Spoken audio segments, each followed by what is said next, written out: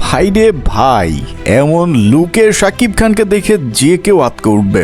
Black স্যুটে একেবারে আগুন লুকে হাজির হয়েছেন আমাদের মেগাস্টার, তাও আবার তাণ্ডব সিনেমার নতুন লুকে। আজ সকাল থেকে ফেসবুক, ইনস্টাগ্রাম, ইউটিউবে সব জায়গায় শুধু শাকিব খানের এই লুকটাই ঘুরছে।